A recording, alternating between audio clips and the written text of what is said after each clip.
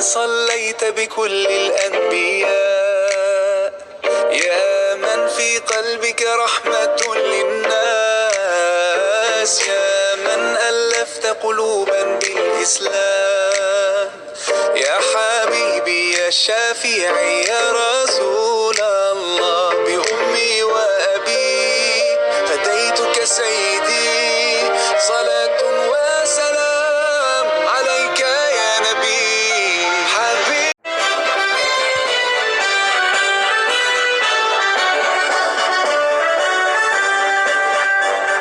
Karena tekad kuatkan hati, negeri ini memanggilmu kawan. Belajar bergerak berbagi untuk negeri, guru penggerak majukan pendidikan. Penggerakmu hamba para murid, kreatif rancang. Assalamualaikum warahmatullahi wabarakatuh. Salam guru penggerak. Perkenalkan, saya Winda Kurniawati SPD, calon guru penggerak angkatan 6 dari SMP Negeri 1 HU. Dalam kesempatan kali ini, saya akan memaparkan demonstrasi kontekstual modul 3.1 tentang pengambilan keputusan berbasis nilai-nilai kebajikan sebagai pemimpin. Demi bakti para ibu pertiwi,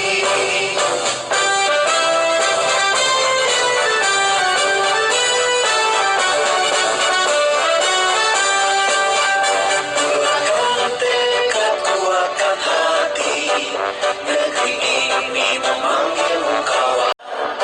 Hargai potensi, tingkatkan prestasi, lahirkan profil pelajar Pancasila. Belajar bergerak berbagi untuk negeri, kita menjalin kolaborasi. Belajar bergerak berbagi, hargai potensi, tingkatkan prestasi, lahirkan profil pelajar Pancasila. Belajar bergerak berbagi untuk negeri, kita menjalin kolaborasi. Baik Pak, bismillahirrahmanirrahim. Assalamualaikum warahmatullahi wabarakatuh. Waalaikumsalam warahmatullahi wabarakatuh. Terima kasih banyak Pak atas waktunya untuk kami. Tujuan kami bertemu Bapak kali ini adalah terkait dengan tugas dari PGP, dari LMS kami, bahwa kami harus mewawancarai beberapa pimpinan sekolah terkait materi tentang dilema etika dan langkah-langkah dalam pengambilan keputusan. Seperti itu Pak. Sebelum kita lanjut ke proses wawancara, mungkin Bapak bisa memperkenalkan diri lebih dahulu Pak. Ya baik, Assalamualaikum warahmatullahi wabarakatuh. Waalaikumsalam. Saya Darwis Sarjana Agama, Kepala Sekolah SMP Negeri 1 HU yang berlokasi di Jalan Lintas Nangan Desa Resabu, Kecamatan HU. Kemudian saya menaungi 66 guru, 10 tata usaha, kemudian 555 siswa yang terdiri dari 3 jenjang. Ada jenjang kelas 7, jenjang kelas 8, dan jenjang kelas 9. Jadi keberadaan kami di sini selaku kepala sekolah akan memberikan yang terbaik terhadap semua kepentingan yang membuat sekolah ini bisa jaya, bisa baik, dan bisa berkembang. Siap. Ya. Baik Pak, terkait materi yang kami dapatkan di modul 3.1 ini tentang dilema etika dan bujukan moral. Jadi selama Bapak menjadi pemimpin, tentu saja Bapak pernah berada di situasi di mana Bapak harus mengambil keputusan di mana situasi itu adalah sama-sama benar.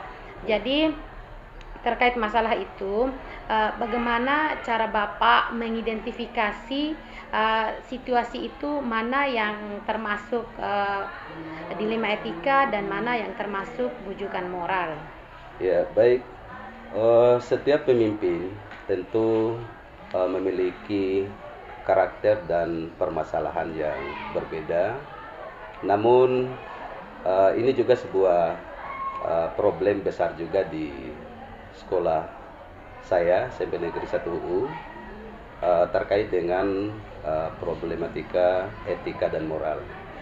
Jadi ketika hal tersebut kita hadapi, kita bisa menampung, kita bisa melihat dulu, memverifikasi terkait dengan permasalahan tersebut, mana yang bisa menjadikan patokan umum untuk kepentingan sekolah SMP Negeri 1 ini.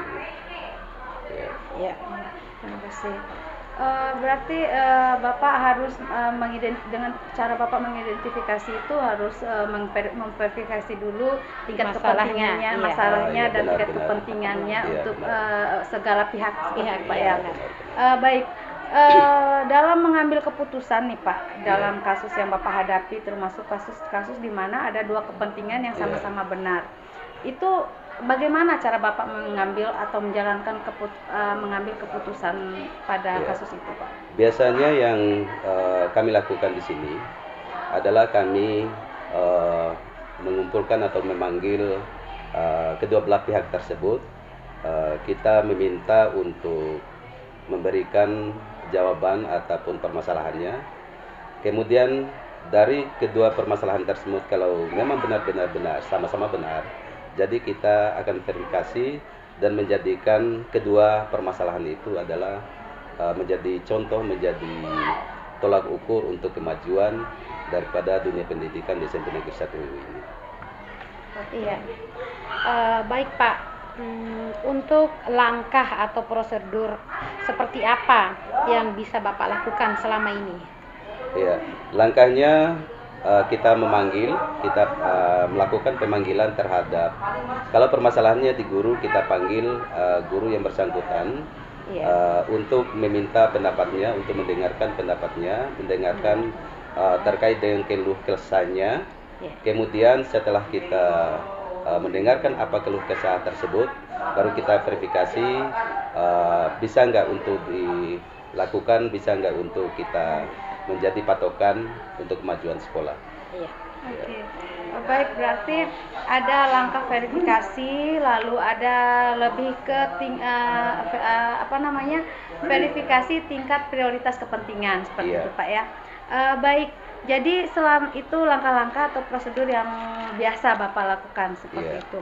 Lalu Pak, dari semua langkah yang Bapak lakukan, kira-kira ada nggak selama ini langkah yang Bapak anggap lebih efektif atau yang out of the box gitu, yang di luar daripada prosedur yang biasa Bapak lakukan untuk mengambil keputusan dalam kasus seperti itu?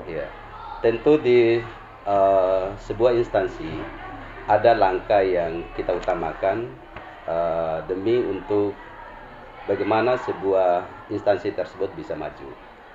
Namun kalau di SMP Negeri 1 UU, langkah yang biasa kita ambil adalah mendengarkan pendapat di masing-masing pihak, baik pendapat itu dari pihak guru maupun pendapat itu dari pihak siswanya.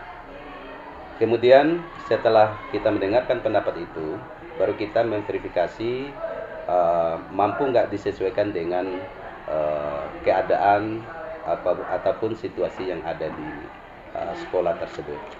Ya, baik Pak. Selama Bapak berada di situasi itu, tantangan apa nih yang Bapak hadapi? Jadi kalau kita bicara masalah tantangan sangat banyak. Yang paling sering dihadapi oleh saya khususnya adalah tantangan perasaan terhadap bawahan. Ketika sebuah permasalahan disampaikan, terkadang tidak sesuai dengan apa yang menjadi tolak ukur yang ada di sekolah. Namun walaupun itu benar, tapi tidak menjadi sebuah kebijakan, dan itulah sebuah problem yang sangat vital yang harus dihadapi oleh seorang pemimpin. Baik Pak, tadi berkaitan dengan tantangan. Sekarang saya mau bertanya sedikit.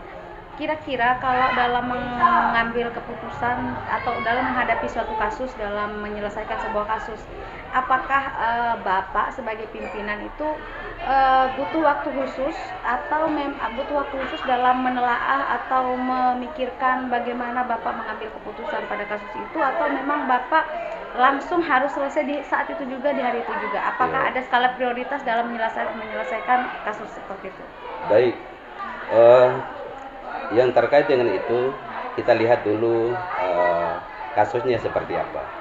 Kalau kasusnya bisa diselesaikan di tempat, kita selesaikan di tempat.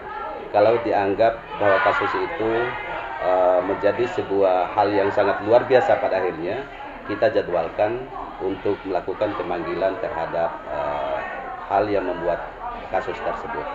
Ya, kita jadwalkan, kemudian kita tentukan waktu dan harinya untuk melakukan pemanggilan. Ya, supaya pada saat kita melakukan pemanggilan itu baru kita selesaikan permasalahan apa yang harus kita selesaikan. Iya. Baik Pak, berarti itu tergantung seperti apa situasi pada saat itu berarti Pak, Iya, ya, benar, tergantung benar. dari situasi Iya. dan keadaannya. Iya. Terus selama ini Bapak dalam menghadapi situasi seperti itu, faktor-faktor apa atau adakah orang yang bisa membantu Bapak dalam menyelesaikan masalah itu? Ya, baik, kalau di sebuah instansi tentunya kita tidak bisa melakukan sendiri. Tentu ada orang-orang yang bisa membantu, orang-orang yang harus ikut serta dalam menyelesaikan semua permasalahan. Kalau di sekolah, untuk menyelesaikan masalah kita biasanya libatkan ada kesiswaan, ada BPBK, ada wali kelas. Di sini juga kita punya tim manajemen dan mereka juga sangat berpengaruh untuk menyelesaikan semua permasalahan yang terjadi di SMP Negeri 1 UI. Baik. Baik Pak, dari sekian banyak yang sudah Bapak sampaikan, kira-kira apa yang bisa Bapak petik nih dari yang kita bahas dari tadi nih Pak, tentang topik yang kita bahas saat ini? Apakah ada pembelajaran yang bisa Bapak ambil? Pembelajaran diambil dari situasi itu. Ya, baik. Hal yang bisa dipetik dari semua apa yang dilakukan, yang pertama adalah kerjasama yang baik di antara instansi. Kemudian apapun yang dilakukan di sekolah tentu untuk meningkatkan kualitas anak bangsa kita, anak-anak kita, siswa kita, masyarakat kita. Jadi tidak ada lain yang menjadi tujuan utama setiap apa yang kita lakukan di sini, tentu untuk siswa didik kita. Ya, makanya di setiap apa yang kita lakukan, tentu kita harus musyawarah untuk mencapai mufakat. Siap. Ya, seperti itu. Baik Pak, Iya. sekarang kami ini ingin mendengar semacam cerita dari Bapak nih. Kira-kira situasi atau kasus seperti apa yang pernah Bapak real alami? Bisa ceritakan ke kami satu kasus lah yang pernah Bapak alami di sini. Oh ya, baik. Sebenarnya banyak sekali kasus-kasus yang kita hadapi, dan di setiap instansi manapun punya kasus yang sama maupun kasus yang berbeda. Namun saya akan menceritakan sedikit terkait dengan kasus yang sering sekali dihadapi dan baru-baru ini juga kita hadapi, terkait dengan siswa kita. Kadang ragam siswa kita, ada yang rajin, ada yang malas, namun itu tidak menjadi sebuah tantangan berat bagi saya maupun guru-guru yang ada di SMP 1 UI ini. Namun ada saja yang terjadi. Guru kita, guru BP maupun kesiswaan telah berkunjung ke rumahnya untuk meminta supaya sering ke sekolah atau rajin ke sekolah, mengikuti proses KBM, ulangan dan sebagainya. Namun respon terhadap apa yang kita minta tersebut tidak dihiraukan, tidak diindahkan. Namun pada akhirnya setelah proses KBM dan ulangan sudah selesai, ternyata datang juga, ya datang juga untuk meminta, ya datang juga untuk meminta supaya anak ini diikut sertakan di pendidikan selanjutnya atau di KBM selanjutnya. Namun apa yang menjadi penyelesaian masalah kita panggil orang tuanya, kita panggil orang tua dari siswa tersebut dan siswanya, kita jelaskan bahwa anak bapak dan ibu ini tidak mengikuti proses KBM satu semester, kemudian tidak mengikuti ulangan akhir semester juga. Khawatirnya nanti setelah proses ini berjalan dan diizinkan untuk melakukan KBM, takutnya tidak naik. Makanya kita sarankan supaya kalau bisa anak ini dialihkan pendidikannya ke sekolah lain atau kita adakan pembinaan khusus terhadap anak tersebut. Ya, kalau anak tersebut mau melakukan pembinaan khusus terhadap sebuah KBM, maka kita akan ikut sertakan untuk melakukan KBM seperti itu. Iya, benar Pak. Jadi situasi seperti itu yang membuat kita dilema Bapak ya. Jadi mau kita tahan anak ini, kasihan gimana pendidikan ke depannya.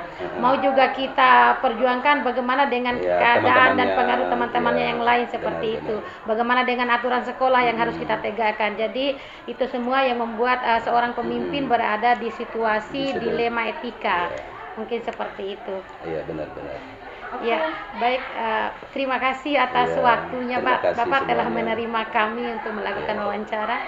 Ya Pak, jadi mungkin segitu dulu yang bisa kita wawancarai sharing Pak. Terima kasih banyak atas waktunya. Semoga apa yang kita lakukan ini menjadi bahan pelajaran bagi kita semua, bahan untuk berpikir dalam mengambil sebuah keputusan seperti itu Pak. Iya, terima kasih.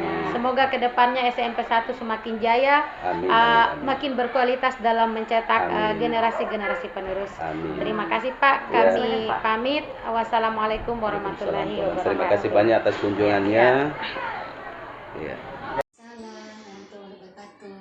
Iya, perkenalkan Bu, saya calon guru penggerak angkatan 6. Jadi nama Mada Winda Kurniawati. Jadi di sini kami mendapat tugas untuk mewawancarai Ibu terkait materi yang sudah kami pelajari saat ini. Namun Ibu, apakah berkenan untuk kami wawancarai? Ya, dengan senang hati saya bersedia.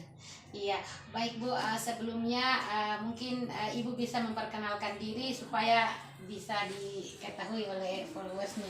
Terima kasih. Assalamualaikum warahmatullahi wabarakatuh. Nama saya Siti Hadijah, SPDSD, Kepala SDN 04 UU, Kabupaten Dompu. Ya, baik. Selama Ibu menjadi kepala sekolah, tentu Ibu pernah berada di situasi di mana Ibu harus mengambil suatu keputusan, di mana situasi itu dua-duanya sama benar, dan istilah itu yang kita pahami sekarang dengan dilema etika seperti itu, dan bujukan moral. Jadi langkah-langkah atau prosedur seperti apa nanti yang Ibu akan ambil. Jadi sekarang pertanyaannya, selama Ibu menjadi kepala sekolah, bagaimana cara Ibu mengidentifikasi kasus-kasus atau situasi itu, apakah termasuk dilema etika atau bujukan moral? Ya, terima kasih. Saya juga berterima kasih dulu kepada Ibu calon guru penggerak karena telah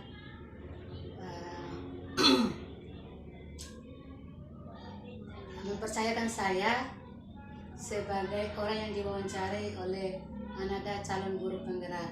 Sesuai dengan pertanyaannya tadi, cara saya di dalam mengidentifikasi kasus-kasus di sekolah, ya seperti apa yang dikatakan tadi, ya kita harus menelaah dulu, mengidentifikasi dulu untuk dapat membedakan mana kasus dilema etika dan mana kasus bujukan moral. Iya. Berarti sebelumnya Ibu harus menelaah dan mengidentifikasi dulu supaya bisa dikategorikan jenisnya, Bu, ya. Iya, baik, Bu. Selama ini bagaimana Ibu menjalankan pengambilan keputusan di sekolah, terutama kasus-kasus yang berkaitan dengan dilema etika. Dua-duanya itu benar dan mengandung nilai kebajikan di dalamnya. Kaitan dengan pertanyaan itu, cara saya di dalam Mengambil keputusan. Ya, sebelum saya mengambil suatu keputusan, saya kan ada guru di sini. Saya memimpin guru-guru dan juga siswa. Tentu saya tidak bisa mengambil keputusan sendiri. Kalaupun ada kasus, ya kita harus musyawarahkan dulu dengan guru-guru di sekolah ini. Harus rapat dulu untuk mengambil suatu keputusan. Iya, baik. Berarti dalam mengambilkan keputusan itu Ibu tidak harus mengambil keputusan sendiri, tapi dengan berdiskusi atau musyawarah dengan guru-guru yang lain. Baik, Bu. Sudah musyawarah dengan guru, pengambilan keputusan dengan suara yang terbanyak. Ya, kalau memang keputusan itu memihak untuk kepentingan bersama, di sekolah harus mendukungnya. Ya, kalau kepentingan seseorang atau kepentingan pribadi guru, ya sekolah tidak bisa memutuskan hal itu. Berarti lebih pada kepentingan bersama, ya itu yang lebih diutamakan dulu dari manfaatnya dari pengambilan keputusan itu. Lebih melihat dulu manfaatnya dan kebutuhan kepentingan terbanyak untuk diutamakan keputusan. Kemudian hal-hal apa saja yang paling efektif nih yang selama ini dalam mengambil keputusan? Ya, hal-hal yang efektif dalam pengambilan keputusan, karena banyak guru, banyak aja perbedaan masukan atau pendapatnya. Jadi kita harus pengambilan keputusannya dengan sebuah musyawarah atau keputusan bersama. Itu aja. Iya, baik, Bu. Kemudian misalnya Ibu menghadapi sebuah situasi atau kasus nih, kira-kira untuk menyelesaikan situasi itu Ibu membuat jadwal tertentu atau langsung diselesaikan pada saat itu juga? Ya, tergantung dari tingkatan kesulitan kasusnya. Kalau memang kasusnya tidak begitu rumit, ya kita usahakan cukup sampai di sekolah aja, nggak usah diekspos keluar. Ini kan merupakan kasus di dalam sekolah, ya tidak perlu orang di luar mengetahuinya. Tapi kita harus lihat dulu kan, ya lantas apakah kasus ini diekspos keluar dari sekolah ini atau tidak. Kalau kasusnya mampu sekolah menyelesaikan, ya kita selesaikan aja di sekolah. Iya, berarti tergantung jenis kasusnya, tergantung jenis situasinya, Bu, ya. Jadi kalau situasinya nggak terlalu rumit, bisa langsung sesegera mungkin diselesaikan. Iya, sesegera mungkin. Kalau kasusnya sulit, mungkin harus butuh waktu seperti itu. Kita libatkan orang kedua atau ketiga dan butuh waktu untuk proses penyelesaian. Iya, berarti tergantung kasusnya. Iya. Baik, Bu.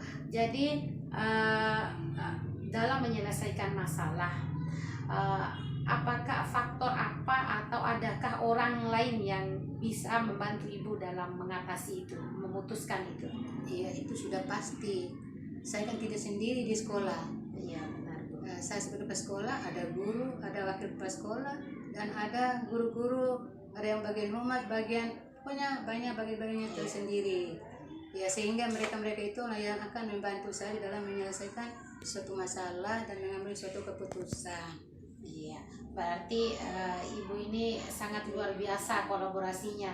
Jadi harus bersama-sama nih mengatasinya dalam setiap situasi dan masalah yang ada di sekolah itu. Jadi tidak harus egois ya, Bu, tidak harus kepala sekolah, kita tapi jauhi sifat-sifat ego seperti itu. Jadi harus berdasarkan pertimbangan dan keputusan bersama. Baik, Bu. Jadi dari sekian yang sudah kita bahas tadi nih, pelajaran apa yang bisa Ibu ambil dalam mengambil keputusan? Ya, karena saya ini termasuk orang asli desa ini, jadi kepala sekolah di desa ini dan mengajar di sekolah ini, diangkat lagi sebagai kepala sekolah di sini, sehingga saya di dalam menjalankan tugas itu tidak ada kesulitannya nih, tapi bisa kita selesaikan karena sudah saling mengenal antara guru dan prasekolah dengan siswa, guru dengan siswa sudah saling memahami, saling mengenal karakter masing-masing, sehingga itu membuat saya itu di dalam mengambil suatu keputusan tidak merasa ragu-ragu dan tidak merasa was-was, ya, mengambil suatu keputusan sesuai dengan kebutuhan kepentingan orang banyak atau kepentingan bersama. Iya, baik Bu, berarti pengalaman yang sudah sangat luar biasa ya yang bisa Ibu peroleh selama menjadi kepala sekolah, yaitu dengan menguasai keadaan di sekitar sini, kemudian memahami situasi dan karakter dari masing-masing guru. Baik, terima kasih Bu sudah bersedia untuk sharing dan kami wawancara Ibu. Ya, terima kasih atas waktunya. Mungkin saya langsung pamit Bu. Ya, terima kasih banyak atas kesediaannya datang ke sekolah saya ini. Semoga apa yang saya berikan hasil wawancaranya, saya ucapkan terima kasih. Kalaupun ada kekurangan, itu adalah hal biasa karena saya sebagai manusia pasti ada kelemahan dan kekurangannya. Kalau ada lebihnya itu dari Allah Subhanahu wa taala. Terima kasih. Wassalamualaikum warahmatullahi wabarakatuh. Iya, wassalamualaikum warahmatullahi wabarakatuh.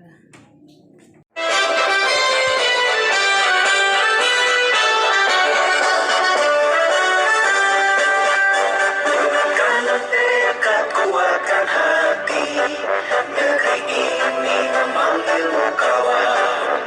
Belajar bergerak berbagi untuk negeri, guru penggerak majukan pendidikan. Guru penggerak menghamba para murid, kreatif rancang demi bakti para ibu pertiwi.